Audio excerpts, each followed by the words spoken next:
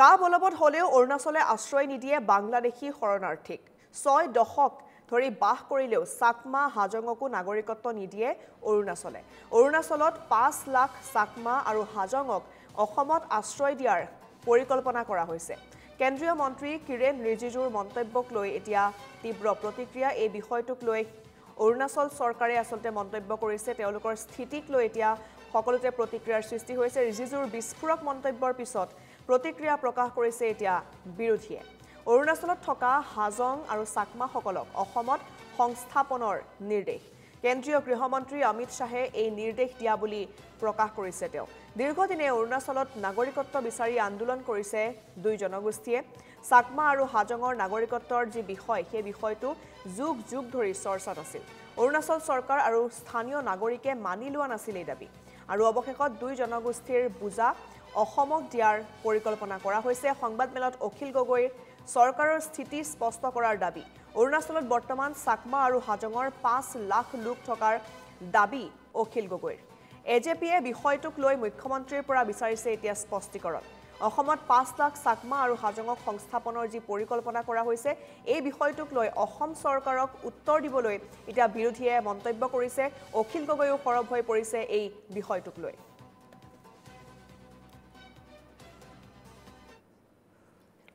কেন্দ্ৰীয় মন্ত্ৰী আৰু অৰুণাচল প্ৰদেশৰ সাংসদ কিৰণ ৰিজিজু ডাঙৰীয়াই যি কথা কৈছে কালি আমি সংবাদমেলত দেখিলো সমগ্ৰ অসমতে এতিয়া সেই ভিডিঅ'টো ভাইৰেল হৈ আছে তেখেতে কৈছে যে অৰুণাচল প্ৰদেশত থকা হাজং আৰু চাকমা তেনেকুৱা 5 লাখ তেনেকুৱা শৰণাৰ্থী অৰুণাচল প্ৰদেশত যোৱা 6টা দশক ধৰি বসবাস কৰি আছে যোৱা 60টা বছৰ ধৰি তাত বসবাস কৰি আছে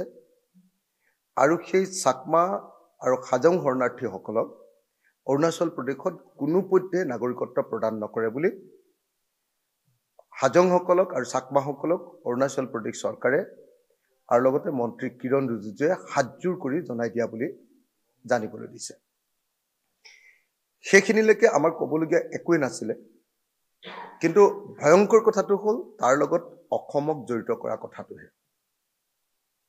কিৰণ ৰিজিজুৱে সংবাদমেলত অতি স্পষ্ট ভাষাৰে ঘোষণা কৰিছে যে কাৰ অধীনত চাকমা আৰু হাজংসকলে অৰুণাচল প্ৰদেশত নাগৰিকত্ব পাব নোৱাৰে আৰু অৰুণাচল প্ৰদেশে কোনো পধ্যে চাকমা আৰু হাজংসকলক কেতিয়াও নাগৰিকত্ব দিব নোখোজে গতিকে এতিয়া অৰুণাচল প্ৰদেশত থকা 5 লাখ চাকমা আৰু হাজং শৰণাৰ্থী তেওঁলোকক অসমতে সংস্থাপিত কৰিবৰ কাৰণে অসমৰ মুখ্যমন্ত্ৰীৰ লগত তেখেতে কথা পতা বুলি অতি স্পষ্ট ভাষাৰে দ্বিধাহীন ভাষাৰে আমি সংবাদমেলত কিৰণ ৰিজিজুক কোৱা শুনিবলৈ পাইছো কিৰণ ৰিজিজু ডাঙৰীয়াই কৈছে যে ভাৰতৰ গৃহমন্ত্ৰী অমিত শাহ ডাঙৰীয়াই ইতিমধ্যে অসমৰ মুখ্যমন্ত্ৰীক নিৰ্দেশ দিছে যে অসমৰ মাটিত চাকমা আৰু হাজং শৰণাৰ্থীসকলক নাগৰিকত্ব দিয়াৰ সংস্থাপিত কৰাৰ শৰণাৰ্থী হিচাপে তেওঁলোকক মাটি বাৰী দিয়াৰ দায়িত্ব প্ৰদান কৰা হৈছে কেন্দ্ৰীয় চৰকাৰৰ লগত সঁচাকে অসম চৰকাৰে হাজং শৰণাৰ্থীসকলক চাকমা শৰণাৰ্থীসকলক সঁচাকে সংস্থাপিত কৰাক লৈ অসমত তেওঁলোকক আশ্ৰয় দিয়া তেওঁলোকক নাগৰিকত্ব প্ৰদান কৰা সম্পৰ্কত কিবা কথা পাতিছে নেকি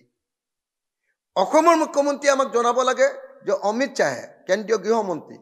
অমিত শাহে আসলতে অসমতে এই শৰণাৰ্থীসকলক সংস্থাপিত কৰিবলৈ অসমৰ মুখ্যমন্ত্ৰীক নিৰ্দেশ দিয়া কথাটো সঁচা নেকি